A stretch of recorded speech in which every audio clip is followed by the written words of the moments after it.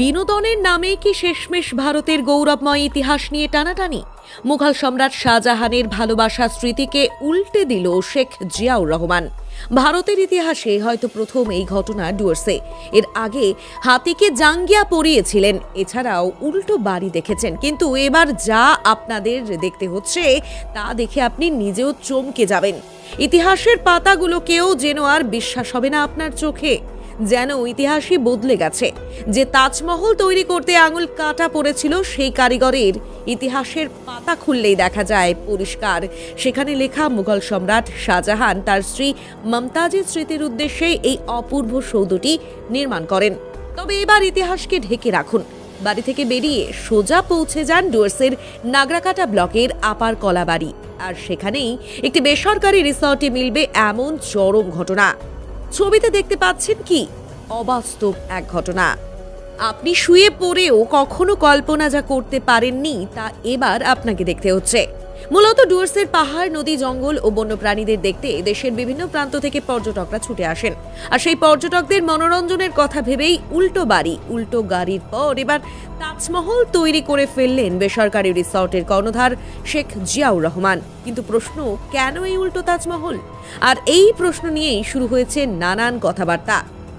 অনেকেই বলছেন ভারতের গৌরবময় ইতিহাসকে খারাপ করছেন তিনি, আবার অনেকেই বলছেন এটা অনেকটা বাড়াবাড়ি, আবার কেউ বলছেন মানুষ অর্থ উপার্জনের জন্য আর কতটা নিচে নামতে পারে। তবে এসব প্রশ্নের মধ্যেই আপনাদের জানিয়ে রাখতে চাইব, তাজমহল ভারতের উত্তরপ্রদেশে আগ্রায় অবস্থিত একটি রাজকীয় সমাধি। মুঘল সম্রাট শাহজাহান তার স্ত্রী আরজুমান্ত বানু বেগম, যিনি মুমতাজ মহল নামে পরিচিত, তার স্মৃতির উদ্দেশ্যে এই অপূর্ব সৌধটি নির্মাণ করেন। সৌধটির নির্মাণ শুরু হয়েছিল 1632 খ্রিস্টাব্দে, যা সম্পূর্ণ হয়েছিল 1653 খ্রিস্টাব্দে।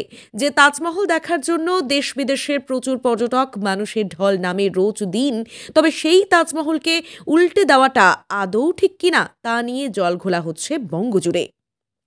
এ বিষয়ে বাইক অ্যাম্বুলেন্স বিখ্যাত করিমুল হক কি বলেছেন তা তো আমরা শুনবই। তার আগে আপনাদের জানিয়ে রাখতে চাই, এর আগেও ডুয়ার্সের নাগরাকাটা ব্লকের আপার কলাপাড়ির সেই বেসরকারি রিসর্টের কর্ণধার শেখ জিয়াউর রহমান উল্টো বাড়ি, উল্টো গাড়ি কিংবা বিরাট বড় হাওয়াই চপ্পল জিনিস বানিয়ে তাক লাগিয়ে দিয়েছিলেন। তবে এদিন সেই উল্টো তাজমহলের উদ্বোধন করে বেশ বিতর্কের মুখে পড়েছেন। কি মনে হয় আপনার সেই উল্টো তাজমহল বানানো নিয়ে? কমেন্ট করে অবশ্যই জানাবেন।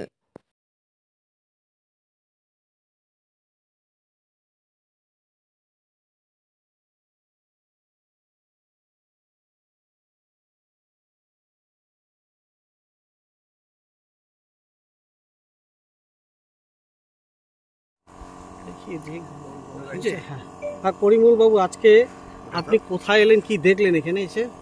আজকে আমি আমার নাতিদের নিয়ে এখানে আসছি, ঘুরতে আসছিলাম। তো দেখলাম আইসা আমাকে ফার্স্ট রহমান বাবুর এখানে দেখা হয়।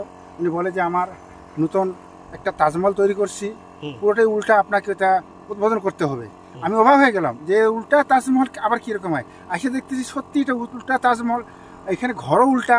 তো ঘর উল্টা উনি তৈরি করছে ঠিকই, কিন্তু তাজমহলও যে উল্টা করবে এটা কি জানি না। এটা কি ওই তাজমহলের এটা অপমানজনক হইলো না আর কোনো কিছু হইলো, মানুষের দেখানো এটার জন্য করছে সেটা আমি জানি না।